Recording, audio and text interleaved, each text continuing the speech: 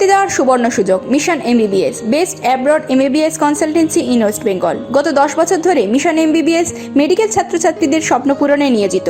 ভর্তির জন্য কল করুন 9732122744 নম্বরে। তৃণমূল কংগ্রেস যথার্থই দাবি করে যে তৃণমূল কংগ্রেস সরকারের মতো কোনো সরকার সারা পৃথিবীতে নেই। পৃথিবীতে আছে কিনা জানা নেই, কিন্তু ভারতবর্ষে নেই, এটা আবার আজকে প্রমাণিত হয়ে গেল। কারণ স্বাধীন ভারতবর্ষের ইতিহাসে আন্দোলনরত শিক্ষক শিক্ষিকারা শিক্ষা দপ্তরের সামনে পুলিশের উপস্থিতিতে বিষ পান করে হতাশা, ক্ষোভ, আত্মগ্লানি কোথায় পৌঁছেছে তা আজকে প্রমাণ করে দিলেন। কখনো সমকাজে সমবেতনের দাবিতে অবস্থান, কখনো শূন্যপদ গিয়ে নিয়োগ সম্পূর্ণ করবার জন্য আন্দোলন, কখনো বিভিন্ন সরকারি শিক্ষকের নিয়োগকে কেন্দ্র করে বারবার পশ্চিমবঙ্গ সরকারের তালিকা প্রকাশ এবং পরবর্তীকালে সেটা কোর্টে চ্যালেঞ্জ হয়ে যাওয়া, 5 লক্ষের বেশি সরকারি শূন্যপদ সম্পূর্ণ ধ্বংস করে দেওয়া, কলেজ বিশ্ববিদ্যালয় থেকে শুরু করে সরকারের বিভিন্ন দপ্তরে একটা কনসলিডেটেড ফিজ দিয়ে বিভিন্ন পার্ট টাইমকে নিযুক্ত করার মধ্যে দিয়ে যে চরম অচল অবস্থা নিয়ে এসছে পশ্চিমবঙ্গের রাজ্য সরকার, আজকে সেখান থেকেই মানুষের দৃষ্টি ঘোরাতে তারা কখনো পেগাসাস, কখনো অন্য কোনো প্রদেশ তা নিয়ে আন্দোলন চালিয়ে যাচ্ছেন। আমাদের শিক্ষামন্ত্রীর আমার মনে হয় তার পূর্ণ সময়টা এই কাজে নিয়োগ করা দরকার। অত্যন্ত অনুভূতিপ্রবণ, আবেগপ্রবণ একজন প্রতিভাবান নাট্যকর্মী অধ্যাপক আজকে আমাদের এই রাজ্যের শিক্ষামন্ত্রী। অতীতে যেভাবে এই মন্ত্রককে পরিচালনা করা হয়েছে, স্বভাবতই মানুষের একটা আশা রাখে তারা নতুন কোনো আলোর সন্ধান পাবেন। তার কাছ থেকে কিছু আশ্বাসের বাণী অন্তত পাওয়া যেতে পারে, কিন্তু দুর্ভাগ্যবশত নবান্নে বিক্ষোভের পর রাতারাতি যেভাবে কয়েকজনকে উত্তরবঙ্গে ট্রান্সফার করা হলো, আজকে তারই ফলস্বরূপ এই ঘটনা ঘটেছে কিনা সেটা সম্পূর্ণ রিপোর্ট হয়তো আমাদের কাছে এখনো আসেনি। কিন্তু যে পরিস্থিতি আজকে দেখা গেল অত্যন্ত দুর্ভাগ্যের, মর্মান্তিক, হৃদয় বিদারক, এবং পশ্চিমবঙ্গ রাজ্য সরকারের উচিত আজকে শিক্ষকরা যে অবস্থায় পৌঁছে গেছেন অত্যন্ত গুরুত্বের সঙ্গে ব্যবস্থা করা এবং অবিলম্বে এই ব্যাপারে সঠিক পদক্ষেপ গ্রহণ করা। যারা অসুস্থ হয়েছেন তাদের বিধাননগর মহকুমা হাসপাতালে চিকিৎসা চলছে, আমরা তাদের দ্রুত আরোগ্য কামনা করছি এবং এ ধরনের ঘটনার পুনরাবৃত্তি যাতে ভবিষ্যতে না হয় আমরা এই আবেদন করছি বর্তমানের রাজ্য সরকারের কাছে। যে সরকার নিজেদের আভ্যন্তরীণ সমস্যার সমাধান করতে পারেনি, যে সরকার কর্মসংস্থানের সুযোগ বৃদ্ধি করতে পারেনি, যে সরকার সরকারি শূন্যপদে নিয়োগকে সম্পূর্ণ করতে পারেনি, সেই সরকার শুধুমাত্র প্লেইং টু দ্য গ্যালারি ওই দুয়ারে সরকারের নামে এখন আবার কন্যাশ্রী, শিক্ষাশ্রী প্রাপ্ত যুবক যুবতীদের তারা এই ঘটনায় নিয়ে আসবার চেষ্টা করছেন এই প্রকল্পকে বাস্তবায়িত করবার জন্য। একটা স্ববিরোধিতায় ভোগা সরকার। সরকার একদিকে বলছেন কোভিড পরিস্থিতি কী অবস্থায় আছে সে নিয়ে আমাদের চিন্তাভাবনা করতে হবে।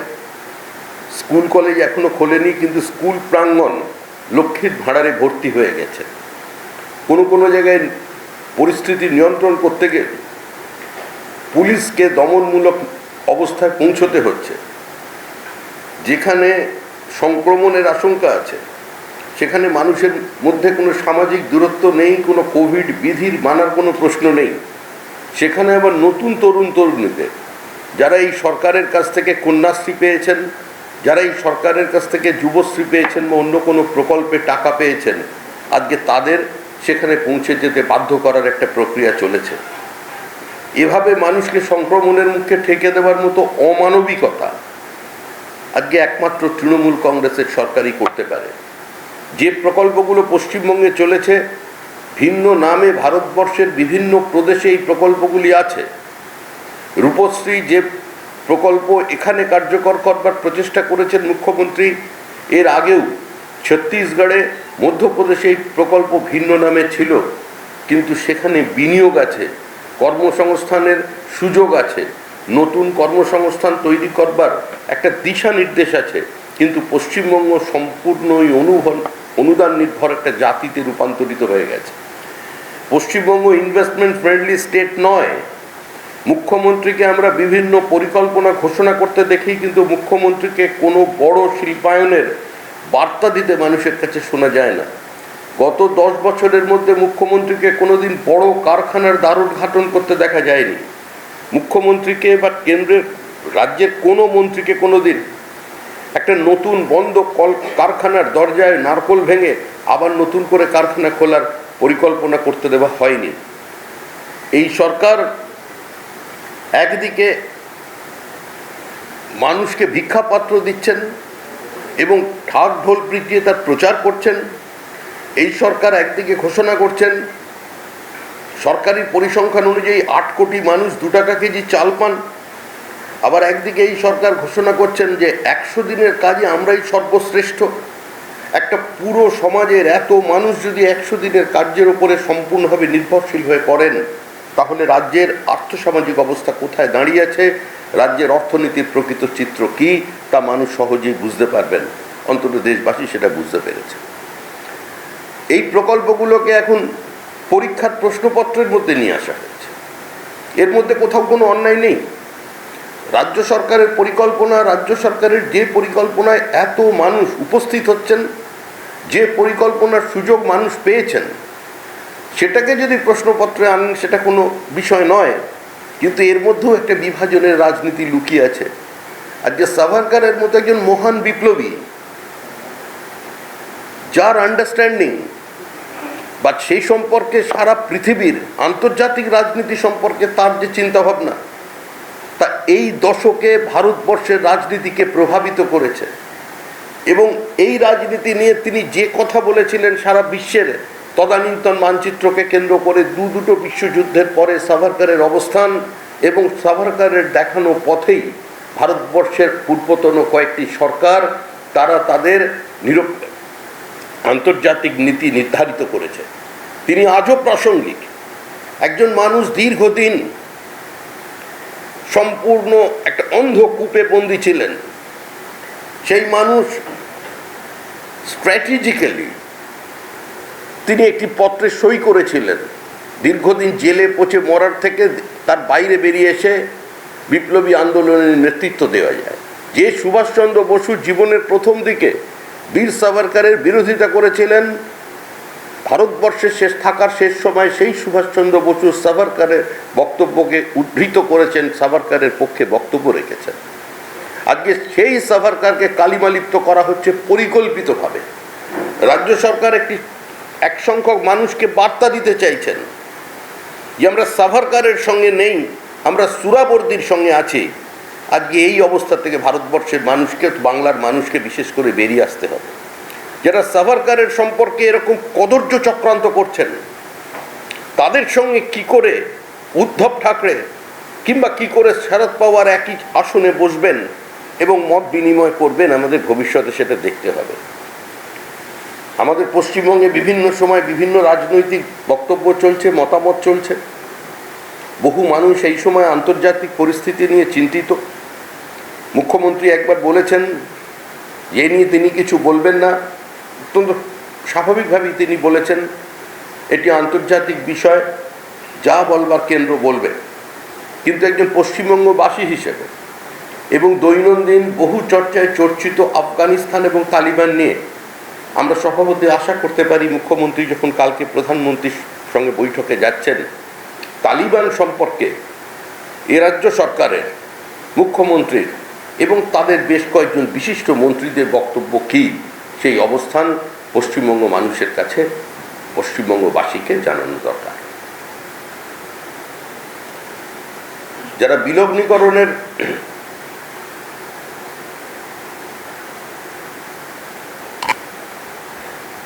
বিলগ্নীকরণকে নতুন ইস্যু বানিয়ে নিজেদের রাজ্যের দৈনন্দিন সমস্যা থেকে মানুষের দৃষ্টিকে দূরে সরিয়ে রাখতে চাইছেন, তাদের মনে রাখা উচিত যে বিলগ্নীকরণ একটি প্রক্রিয়া। এই প্রক্রিয়া ইউপিএ জমানাতে চলেছে, এই প্রক্রিয়া অটল বিহারী বাজপেয়ীর নেতৃত্বে এনডিএ জমানায় চলেছে। বিলগ্নীকরণের জন্য একটি মন্ত্রক তৈরি করা হয়েছিল, যে মন্ত্রকের মন্ত্রী ছিলেন অরুণ শৌরী, সেই একই ক্যাবিনেটের সদস্য ছিলেন শ্রীমতী মমতা বন্দ্যোপাধ্যায়। সুতরাং এই বিলগ্নীকরণের সিদ্ধান্তের অন্যতম শরিক তিনি। সরকার ব্যবসা করবে না, সরকারের কাজ ব্যবসা করবার জন্য উপযুক্ত পরিবেশ তৈরি করার, সরকারের কাজ আইন শৃঙ্খলা রক্ষা করার, সরকারের কাজ মানুষের নিরাপত্তা দেবার, মানুষের ধন সম্পত্তি যাতে ঠিকঠাক থাকে সেই নিরাপত্তা দেবার। সুতরাং বিলগ্নীকরণ এই পথে এই মুহূর্তে যে কাজ নরেন্দ্র মোদীর নেতৃত্বে এনডিএ সরকার করেছেন এবং যে কাজের জন্য সমালোচনা করা হচ্ছে, আজকে আক্রমণ করে তৃণমূল কংগ্রেসের পক্ষ থেকে বলা হচ্ছে, বিলগ্নীকরণ আর বিক্রি করে দেওয়া দুটোকে এক জায়গায় তিনি এসে দাঁড় করিয়েছেন। কেন্দ্রীয় সরকারের কয়েকটি প্রস্তাব আছে যে লিজ দেওয়ার অর্থ বিক্রি করে দেওয়া নয়, লিজ দেওয়ার অর্থ বিলগ্নীকরণ নয়। যারা এখানে নীতিগতভাবে বিলগ্নীকরণের বিরোধিতা করছেন, যারা বলছেন সম্পূর্ণ দেশটাকে বিজেপি বিক্রি করে দেবে, দেশ দেউলিয়া হয়ে গেছে, তাদের এটুকুনি বোঝা উচিত যে এই চরম বিপরীত অর্থনৈতিক পরিস্থিতিতে সারা বিশ্বের কাছে একটা চ্যালেঞ্জ হিসেবে ভারতবর্ষ নিজেকে দাঁড় করিয়েছে। সেন্সেক্স 50,000-এর সীমা পার করে গেছে। একথা ঠিকই এই অতিমারিকালে বহু মানুষ তাদের কর্মহীন হয়েছেন, একথা ঠিকই অনেক ছোট ছোট উদ্যোগের উপরে প্রভাব পড়েছে। কেন্দ্রীয় সরকার সাধ্যমতো এই অর্থনীতিকে সচল রাখবার চেষ্টা করেছেন। আমাদের ইন্ডাস্ট্রি, আমাদের শিল্পায়ন যাতে সারা দেশব্যাপী ঠিক থাকে, তার জন্য বেশ কিছু প্রজেক্ট অর্থমন্ত্রকের পক্ষ থেকে ঘোষণা করা হয়েছে। সেই প্রজেক্টের মাধ্যমে বহু টাকা পশ্চিমবঙ্গ সরকারের বিভিন্ন ছোট ছোট প্রাইভেট ইউনিটে এসেছে। সেটাই ঘোষণা করেছিলেন অমিত মিত্র একবার, কেন্দ্রীয় সরকারের প্রাপ্ত অর্থের এই টাকা, রিকনস্ট্রাকটিভ ইউনিটের টাকাটা তিনি ঘোষণা করেছিলেন যে কোভিড কালেও পশ্চিমবঙ্গে বিনিয়োগ হয়েছে। পরবর্তীকালে এটা নিয়ে বিশেষ চর্চা হয়নি। কিন্তু যারা এই ধরনের কথা বলেছে, আজকে তাদের সবচেয়ে বড় উদাহরণ হলো এই রাজ্যে কর্মসংস্থান কোথায়, এই রাজ্যে সরকারের প্রতি মানুষের ক্ষোভ কোন স্তরে গিয়ে পৌঁছেছে। যেই প্রথম ইতিহাসে মনে হলো, এই প্রথম ভারতবর্ষের ইতিহাসে শিক্ষকরা সরকারের বিরুদ্ধে প্রতিবাদ করবার জন্য বিষ খেয়ে নিলেন। আগামী দিনে এই প্রক্রিয়া যেন আরও মানুষের মধ্যে সংক্রমণের মধ্যে না ছড়ায়, সেটা দেখা প্রত্যেকটা সুস্থ স্বাভাবিক রাজনৈতিক দলের কাজ, প্রত্যেক প্রশাসকের কাজ, এবং এই মুহূর্তে পশ্চিমবঙ্গের ক্ষমতায় যারা আছেন তাদের এটা দায়িত্ব যে এই ধরনের প্রতিবাদের স্বরূপ যাতে ভবিষ্যতে না দেখতে হয়, তার জন্য একটা ঐক্যবদ্ধ প্রচেষ্টার মধ্যে দিয়ে এই মর্মান্তিক ঘটনার পুনরাবৃত্তি যাতে না হয় সেটা দেখার। ধন্যবাদ।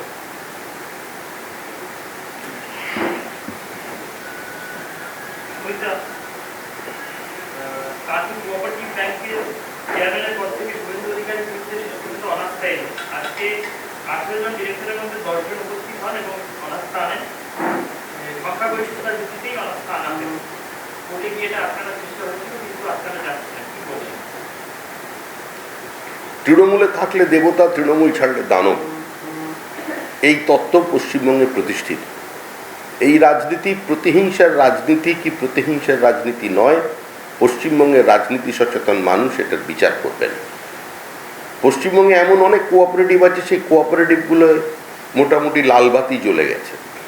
নবান্নের অত্যন্ত কাছে রামকৃষ্ণপুর কোঅপারেটিভ কি অবস্থায় আছে, কাদের জন্য এই অবস্থায় পৌঁছে গেল, কাদের কারণে আজকে অসংখ্য মানুষ আজকে চোখের জল ফেলছেন, অভুক্ত অবস্থায় আছেন, কাদের কারণে কোঅপারেটিভ ব্যাংকের টাকা রেখে কয়েকজন মানুষ আত্মহত্যা করেছেন। আমি শুধু নবান্নের কাছের বলছি, কাসুন্দিয়া কোঅপারেটিভ, সেখানে নিয়ে কি চিন্তা করেছে রাজ্য সরকার কোনো? উত্তর 24 পরগনার একাধিক কোঅপারেটিভ, বহু কোঅপারেটিভের টাকা এক ফান্ড থেকে অন্য জায়গায় সাইফন অফ করে নিয়ে যাওয়া হয়েছে শুধুমাত্র রাজনৈতিক উদ্দেশ্য প্রণোদিত করবার জন্য। সুতরাং এই প্রতিহিংসার রাজনীতি বন্ধ করা হোক, এই দাবি করলেই তো কারোর শুভবুদ্ধির উদয় হবে না। এর জন্য প্রয়োজনীয় আইনি যে ব্যবস্থা, সেই পথে আশা করি তারা হাঁটবেন। কিন্তু বিষয়টা কি প্রত্যেক মানুষের জানা। দীর্ঘদিন ধরে সেখানে কোঅপারেটিভ চলছে, সাকসেসফুলি চলেছে, কাঁথি কোঅপারেটিভে তছরূপ হয়েছে কিংবা কাঁথি কোঅপারেটিভে কোনো মানুষের টাকা রেখেছে সর্বশান্ত হয়েছে, এই অভিযোগ কিন্তু সেখানে নেই। যেখানে এই অভিযোগ সাধারণ মানুষের আছে, যেখানে এই অভিযোগ বহু অবসরপ্রাপ্ত সরকারি কর্মচারী পর্যন্ত নিজের জীবনের সর্বস্ব রেখেছিলেন কোঅপারেটিভ ব্যাংকে, তারা আজকে সর্বশান্ত হয়ে গেছেন, আত্মহননের পথ বেছে নিয়েছেন। সেক্ষেত্রে রাজ্য সরকার কোন পদক্ষেপ নিয়েছেন? আজকে একদিকে রামকৃষ্ণপুর কোঅপারেটিভের কাছে রাখুন, নবান্নের অত্যন্ত কাছে, এবং সেখান থেকে আপনি যান কাঁথিতে, যেতে অন্তত 4 ঘন্টা সময় লাগবে কাঁথি কোঅপারেটিভে। আগে কাছের থেকে শুরু করে যদি ওরা দূরে যেতেন সেটা ভালো হলো, ওরা দূরকে নিকটে নিয়ে আসবার চেষ্টা করেছে।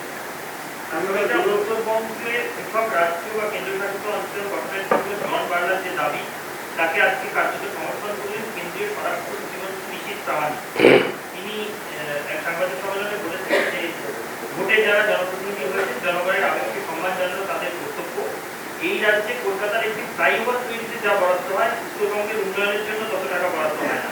দীর্ঘদিন ধরে বঞ্চিত উত্তরবঙ্গ, তাই উত্তরবঙ্গের উন্নয়নের জন্য তিনি জনগণের দাবিকে সমর্থন করেন। জনগণের দাবিকে কেউ সমর্থন করেন বা জনমনে যে কথা এসেছে সেটাকে একজন নির্বাচিত জনপ্রতিনিধি হিসেবে তুলে ধরার মধ্যে কোনো অন্যায় নেই। ছোট রাজ্য দাবি করা এটা একটা সাংবিধানিক দাবি, এটাকে অসাংবিধানিক বলা যায় না। একটা নতুন রাজ্য দাবি করাকে বিচ্ছিন্নতাবাদ বলা যায় না, তাদের সন্ত্রাসবাদী আখ্যা দেওয়া যায় না, বিভেদকামী আখ্যা দেওয়া যায় না, তাদের বিরুদ্ধে কোনো প্রশাসনিক ব্যবস্থা নেওয়া যায় না, তাদের বিরুদ্ধে সেডেশনের মামলা হয় না। কিন্তু আমরা পশ্চিমবঙ্গ বিজেপির পক্ষ থেকে অতীতেও বারবার বলেছি, বিভিন্ন সময় বলেছি যে আমরা পশ্চিমবঙ্গের ভৌগোলিক সীমারেখাকে এক রেখে সুষম বিকাশের পক্ষে। আজকে এই যে অসন্তোষ তৈরি হয়েছে, এই অসন্তোষের কারণ হচ্ছে ব্যাড গভর্নেন্স। কংগ্রেস, বাম শাসন এবং পরবর্তীকালে তৃণমূল উত্তরবঙ্গের মানুষের উন্নয়নটাকে অ্যাড্রেস করতে পারেননি, বা সেখানকার মানুষের যে আবেগ আছে, চাপা ক্ষোভ আছে, অভিমান আছে, রোষ আছে, সেটাকে এরা কোনোদিন অ্যাড্রেস করেননি। আজকে তার কারণেই সেখানে মানুষের মনের মধ্যে এটা এসেছে যে নতুন রাজ্য না হলে এই অবস্থা হবে না। আজকে উত্তরবঙ্গের নির্বাচনের ফলাফল এবং দক্ষিণবঙ্গের নির্বাচনের ফলাফলকে যারা বিশ্লেষণ করছেন, আমরা সেই বিশ্লেষণের বাইরে থেকেই বলছি, এই দাবি কিন্তু জনমনে ওখানে ধীরে ধীরে প্রতিষ্ঠিত হচ্ছে। এটা অত্যন্ত দুর্ভাগ্যজনক, কাঙ্ক্ষিত নয়। এই ভূখণ্ডটা তৈরির পিছনে ডক্টর শ্যামাপ্রসাদ মুখার্জি, এন.সি. চ্যাটার্জি, রানী জ্যোতির্ময়ীর অবদান আছে। সুতরাং আমাদের সঙ্গে পশ্চিমবঙ্গের অবিচ্ছেদ্য পশ্চিমবঙ্গের সঙ্গে আমাদের দলের আবেগ, আমাদের বিশ্বাস এবং ডক্টর শ্যামাপ্রসাদ মুখার্জির নাম সম্পৃক্ত আছে। আমরা পশ্চিমবঙ্গে বিভাজনের বিরুদ্ধে, হ্যাঁ, এটা নিশ্চয়ই কোনো নির্বাচিত জনপ্রতিনিধি তার কথা বলবেনই। এই কথা বলার অর্থ এই নয় যে পশ্চিমবঙ্গ ভাঙতে হবে, বরঞ্চ এই কথা শুধু তারা বলছেন না, তৃণমূলের যিনি প্রার্থী ছিলেন বিধানসভায়, নির্বাচিত হতে পারেননি, সেই প্রার্থীও কিন্তু আজকে এই কথা বলছেন। তৃণমূল স্তরে উত্তরবঙ্গের বহু তৃণমূলের নেতা কর্মী, পঞ্চায়েত, জেলা পরিষদে তারাও এই কথা বলতে শুরু করেছে। সুতরাং এই বিষয়টা অত্যন্ত গুরুত্বপূর্ণ। এটাকে শুধুমাত্র রাজনৈতিক বিভাজনের রঙে না দেখে যদি ইস্যুটাকে অ্যাড্রেস করা যায় তাহলে ভালো হবে। কারণ অতীতেও এখানে একটা মন্ত্রক প্রায় তৈরি করে, পরিষদ তৈরি করে দেওয়া হয়েছিল।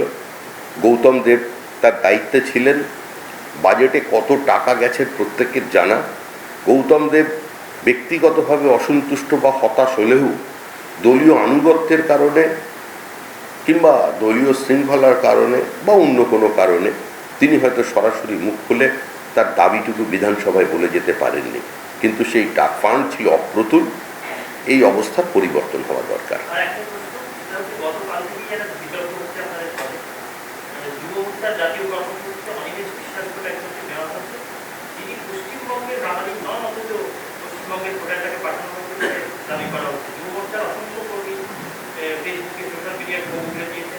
আপনাদের রাজ্য সভাপতি রাজকুমার পাঠক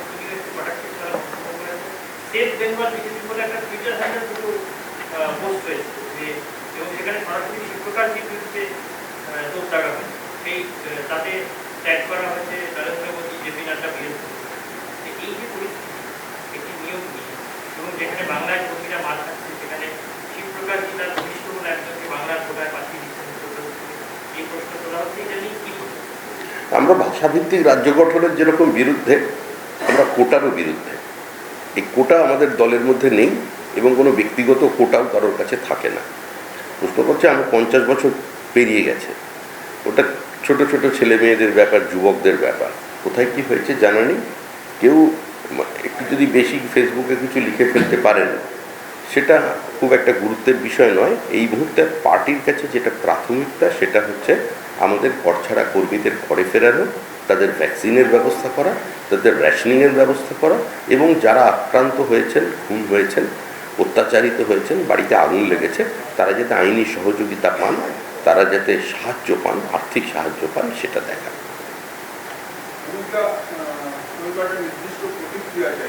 নির্দিষ্ট কেন?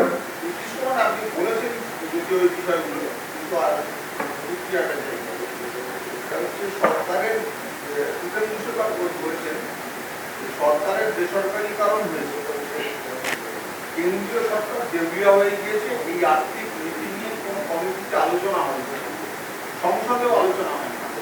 নীতি আয়োগ নামে একটি অসংসদীয় সংস্থা এই সিদ্ধান্ত নিয়েছে।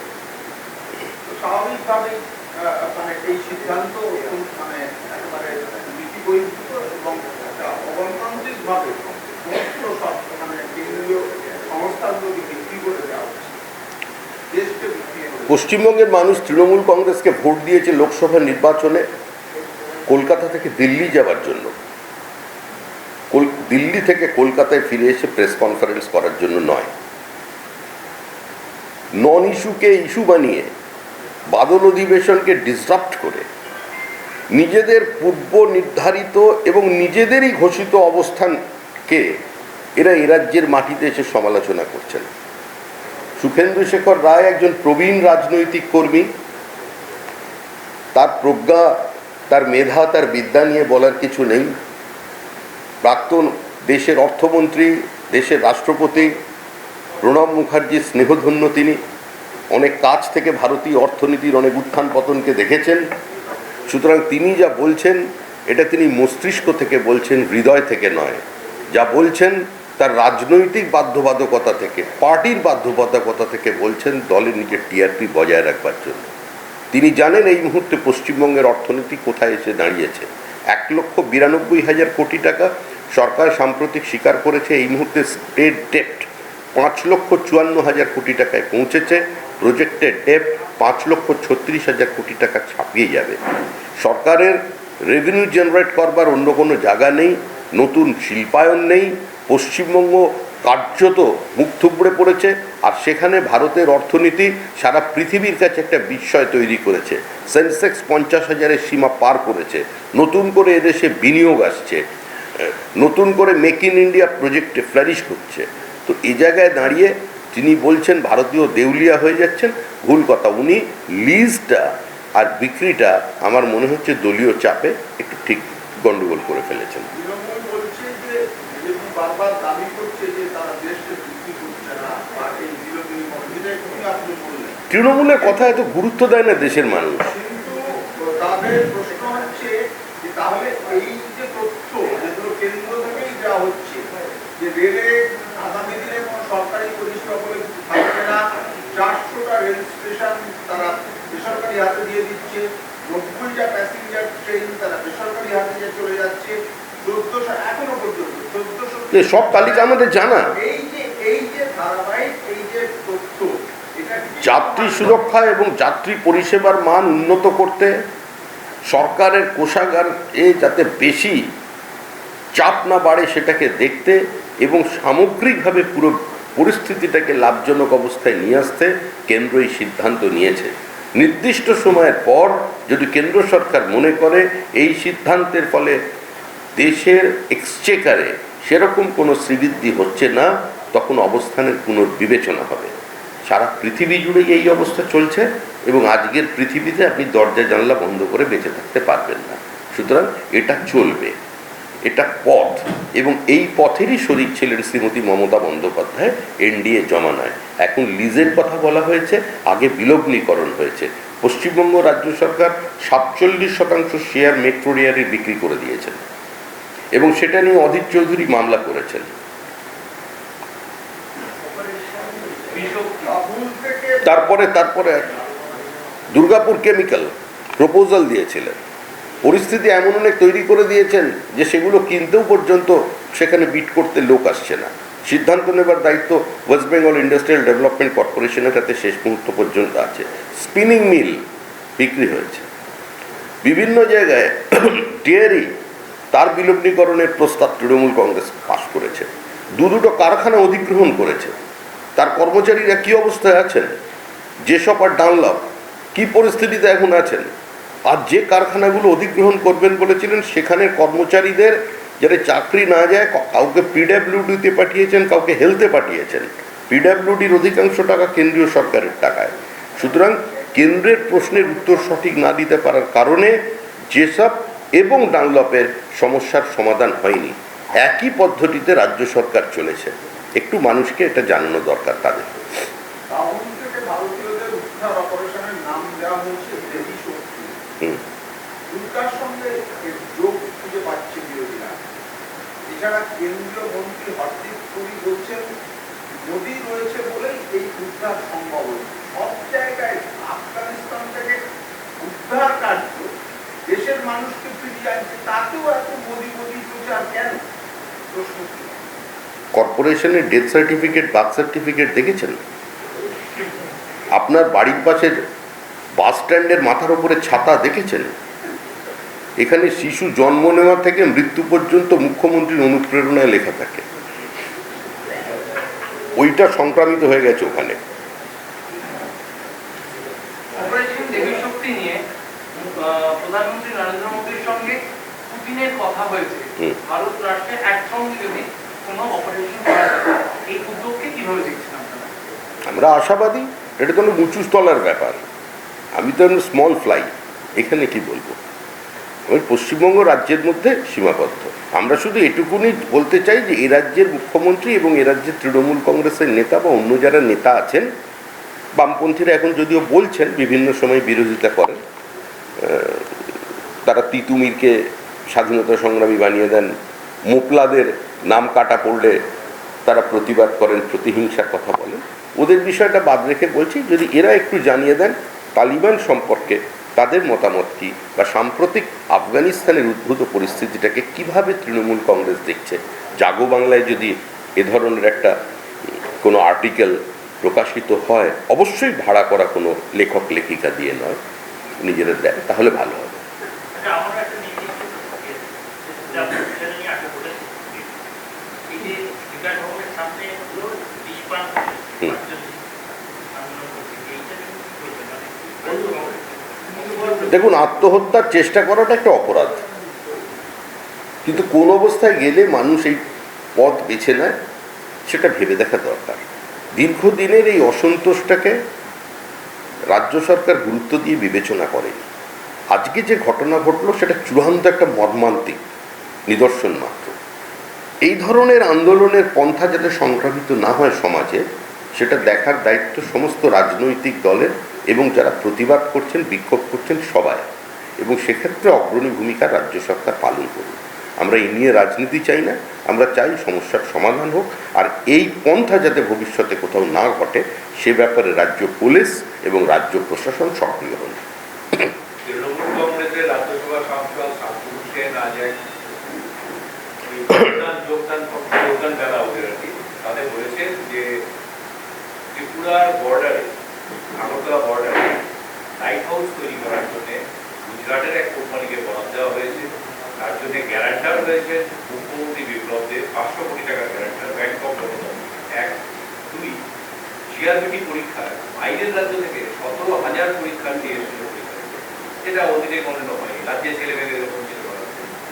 এটা নিয়ে বিজেপির বক্তব্য যা দাবি করেছেন, প্রথম কথা, এটা ত্রিপুরা বিজেপি অফিস নয়, এটা পশ্চিমবঙ্গ ভারতীয় জনতা পার্টির রাজ্য দফতর। আর আমাদের পার্টিতে নির্দিষ্ট সীমাবদ্ধতা আছে, এর বাইরে আমাদের কথা বলবার অধিকার নেই। ত্রিপুরার কোনো নেতার বক্তব্যে যদি আপনারা সন্তুষ্ট না হন, কেন্দ্রীয় নেতৃবৃন্দকে প্রশ্ন করতে পারেন, কিন্তু যেহেতু শান্তনু সেন একজন সম্মানীয় সাংসদ এবং পশ্চিমবঙ্গ থেকেই তিনি রাজ্যসভায় গেছেন। আমার মনে হয় এই ইস্যুগুলো ওনার একটু দেখা দরকার, যে সরকারি শূন্য পদ কেন নিয়োগ সম্পূর্ণ করা গেল না, কেন 5 লক্ষ পদকে সম্পূর্ণ ধ্বংস করে দেওয়া হলো, কেন আজকে শিক্ষক শিক্ষিকারা তাদেরই দপ্তরের সামনে আত্মহননের পথ বেছে নিচ্ছেন। এই ইস্যুগুলো বরঞ্চ তারা সামনে নিয়ে আসুন। কেন এত মানুষকে ঘরছাড়া হতে হচ্ছে, কেন একটা নির্বাচনের জয় পরাজয়কে কেন্দ্র করে 51 জন খুন হলো নির্বাচনের পরে, এই বিষয়গুলো যদি নিয়ে আলোচনা করেন বা আলোকপাত করেন আমরা সমৃদ্ধ হব।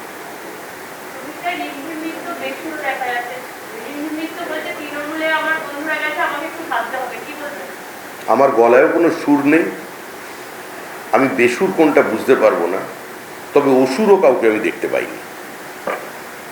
আমরা সবাইকেই দলে চাই এই কঠিন পরিস্থিতিতে গণতন্ত্র পুনঃপ্রতিষ্ঠার লড়াইয়ে পশ্চিমবঙ্গের আইন শৃঙ্খলা ঠিক জায়গায় নিয়ে আসতে, আইনের শাসন প্রতিষ্ঠা করতে দলের প্রত্যেকের প্রয়োজন আছে, সংঘবদ্ধভাবে প্রয়াস করবার প্রয়োজন আছে। একজন মানুষ যদি দল থেকে চলে যান, একজন যাওয়াটাও দলের ক্ষতি, কিন্তু জোর করে কেউ যদি অন্য কোনো জায়গায় গিয়ে আনন্দ পান বা কেউ যদি মনে করেন ক্ষমতার অলিন্দে অনেক বেশি স্বচ্ছন্দ ঘোরাফেরা করা যাবে, এবং এই কঠিন পরিস্থিতিতে চরম অসহায়তার মধ্যে যখন বিজেপি কর্মীরা আছেন, কেউ যদি সেই অবস্থার জন্য অন্য জিনিসে গুরুত্ব দিয়ে দল ছাড়েন, তো আমাদের কিছু করার নেই। কিন্তু আমরা সকলকে চাই, আমরা ঐক্যবদ্ধ বিজেপি চাই, সমাজের সর্বস্তরের মানুষকে নিয়ে পশ্চিমবঙ্গের অবস্থা ফেরাতে চাই।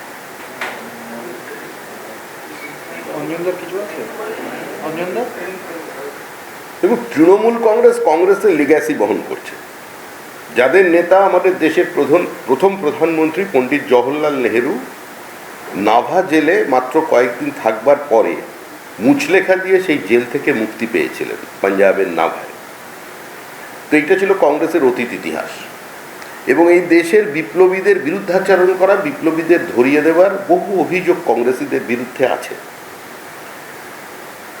মহাত্মা গান্ধী যদি চাইতেন তাহলে ভগৎ সিং সহ অন্য কয়েকজনের ফাঁসিটা আটকানো যেত।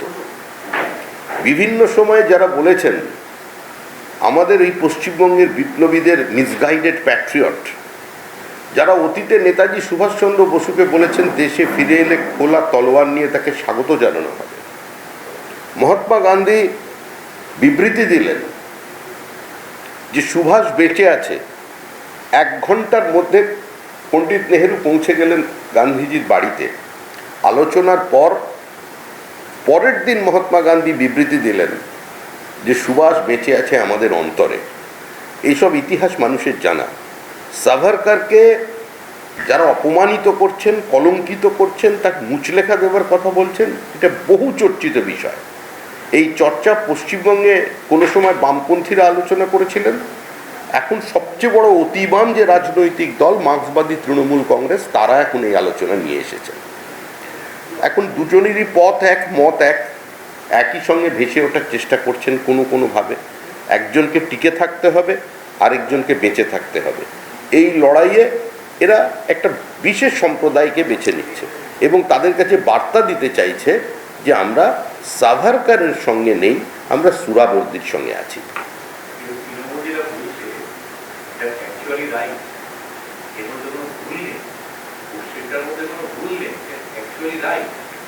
ফ্যাকচুয়ালি রাইট, একটা স্ট্র্যাটেজি অনেক রকম হতে পারে। শিবাজি কতগুলো দুর্গ অরঙ্গজেবকে দিয়ে দিয়েছিলেন।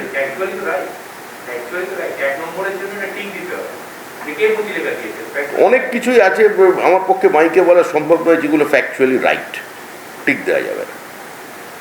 অনেকের জন্ম বৃত্তান্ত নিয়েও আলোচনা হয়। আমাদের দেশের বড় যে নেতা প্রয়াত, তাদের এখন 150 বছর করে বয়স, তাদের জন্ম বৃত্তান্ত নিয়েও বিভিন্ন সময় বার্থ সার্টিফিকেটের রিপোর্ট, কার বাবা কখন জেলে ছিলেন, এসব আছে। সেগুলো কি প্রশ্নপত্রে আসবে? ফ্যাকচুয়ালি অনেক কিছু রাইট হতে পারে। সারা জীবন ওই জেলে পচে আন্দামানে পচে মরার থেকে যদি তিনি স্ট্র্যাটেজিক্যালি বেরিয়ে এসে আন্দোলনকে প্রভাবিত করেছেন, সেটি বড় বিষয়। কাশ্মীর প্রসঙ্গে তার বক্তব্য, তার অবস্থান, জেল থেকে বেরিয়ে তিনি বলেছিলেন, তার অবস্থান ছিল বলেই নেতাজি সুভাষচন্দ্র বসু জিন্নার সঙ্গে দেখা করে শেষমেশ সাভারকারের সঙ্গে দেখা করেছিলেন এবং সাভারকারের উপদেশ মেনে নিয়েছেন। সুভাষ বসুর থেকে বড় নেতা আমি আশা করি তৃণমূল কংগ্রেস এখনো পর্যন্ত কেউ দাবি করেন। শহীদদের বলিদানকে আন্ডারমাইন করা হচ্ছে, এখানে আমরা আর সেটা অবশ্যই হচ্ছে, তৃণমূলের কাজই তো তাই। এই বিষয়টার মধ্যে সম্পূর্ণভাবে কিচ্ছু নেই। বেরিয়ে আসাটা ভালো যদি হয় তাহলে না না না, কখনোই না। স্ট্র্যাটেজি মুভ করেছেন, তো বেরিয়েছে কি কাজ করেছেন? আত্মসমর্পণ যদি করে থাকে কংগ্রেস করেছে, এইটা নিয়েই তো পশ্চিমবঙ্গে কোনো বিতর্ক নেই। সুভাষ বোস দ্বিতীয়বারের জন্য কমিটি তৈরি করতে পারলেন না কেন? কেন দেশবন্ধু চিত্তরঞ্জনকে, আজকে 150 বছর চলছে দেশবন্ধু চিত্তরঞ্জনের, কোথাও কংগ্রেস বা তৃণমূল কংগ্রেস একবারও তার নাম করেছে? কোনো উৎসব, কোনো মেলা তৈরি হয়েছে? এসব হয় না। কংগ্রেস বাঙালির সবচেয়ে বড় সর্বনাশ করেছে কংগ্রেস, আর সেই লিগাসি বহন করেছে তৃণমূল কংগ্রেস। কংগ্রেস একটা বাঙালি বিরোধী রাজনৈতিক দল। আজকে যারা নাম বদল করে তৃণমূলে ঢুকেছেন তারা অতীতে বাঙালির সর্বনাশ করেছেন, বাংলার সর্বনাশ করেছেন, দেশভাগ করেছেন, নেতাজি সুভাষচন্দ্র বোসকে দল থেকে তাড়িয়েছেন এবং স্যার যদুনাথ সরকারকে মানুষের মন থেকে তাড়াবার প্রচেষ্টা করেছেন, ইতিহাস ভুল লিখেছেন, বিপ্লবীদের সম্পর্কে কুকথা বলেছেন, রমেশচন্দ্র মজুমদারকে দূরে ঠেলে ফেলে দিয়েছেন। সুতরাং কংগ্রেসের এই ইতিহাস বাঙালির সঙ্গে বিশ্বাসঘাতকতার ইতিহাস। বেনারসির 3 অধ্যায়, রাজঘরানা, রামনগর ও মঙ্গল বেনারসি, সাহা টেক্সটাইল।